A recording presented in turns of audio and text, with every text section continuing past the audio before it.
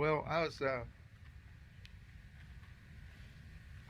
I thought a whole lot about life in my life, and and it's and I've tried to figure out how to live well, and I've tried to figure out how to have some joy in life.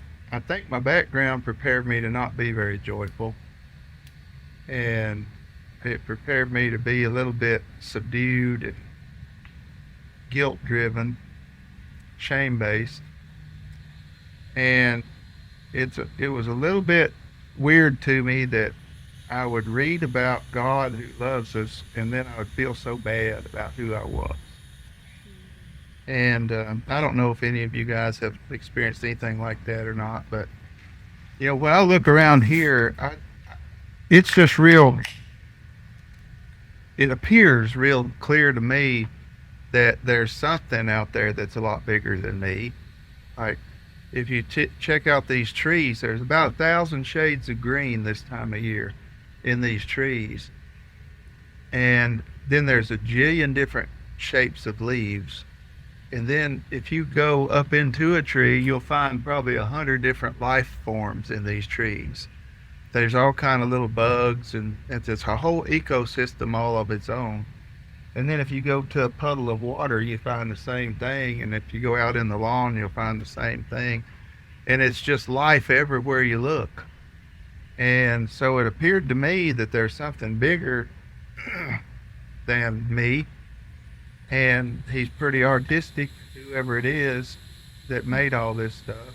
Pretty smart, pretty organized. And then if I look at myself, a man can walk along with a gun in his hand and a bunch of birds get up out there.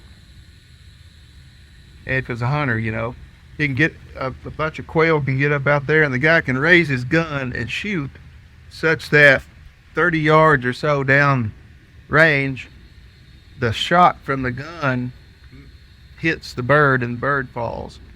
But if you try to figure all that out mathematically, it's almost impossible to do that, because what's got to happen is, first of all, you got to be able to see the bird. Now, who's going to make an eyeball where you can see it? And then you got to figure out how far he is away, and then you got to figure out which direction he's going.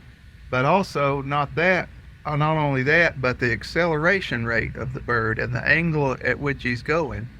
Not just the momentum, but how fast is he speeding up.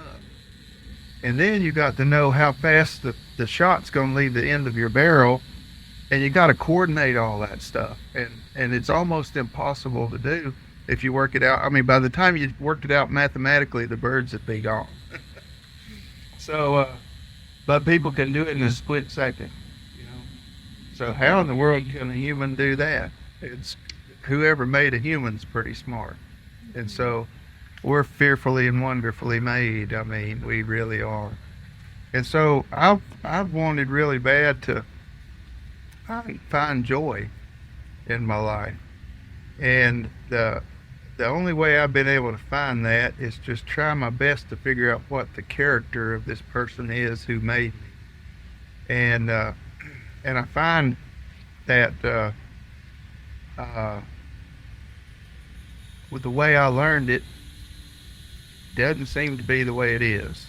And so the way I learned it was, I'm supposed to be arguing about right and wrong, and I'm supposed to be arguing whether we're right and you're wrong, or all that stuff that just kills your soul. It just kind of ruins ruins my spirit.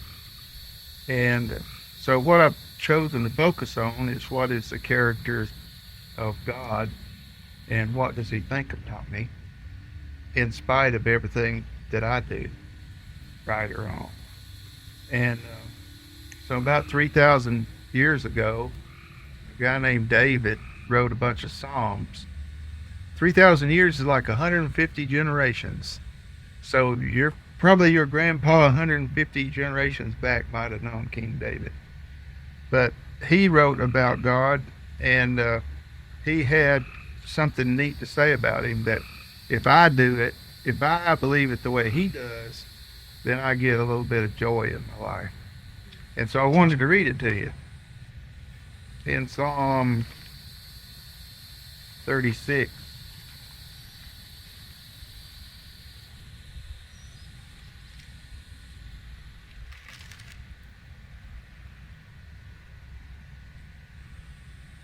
He said, he was talking to God, and he said, your loving kindness, O Lord, extends to the heavens. So how many of y'all think God loves you? And how big do you think he loves you? He said, your loving kindness extends to the heaven, and your faithfulness reaches to the sky. And so, uh, there's something really to be said about faithfulness, right? It's really, it's really tough to live with somebody you can't trust. So what if it's God? What if you couldn't trust God? That'd be a hard way to live your life. But he says your faithfulness reaches to the skies, and your righteousness is like the mountains of God, and your judgments are like a great deep, and you preserve man and beast. What do you think about a God who loves animals? How precious is your loving kindness, and the children of men take refuge in the shadow of your wings. They drink their fill of the abundance of your house, and you give them to drink of the river of your delights. For with you is the fountain of life, and in your light we see light. So continue your loving kindness to the people who know you. Well, that's just a little bitty short saying right there. And of course we get to believe it or not believe it depending on what we want to do. We can reject that if we want to, or we can accept it if we want to.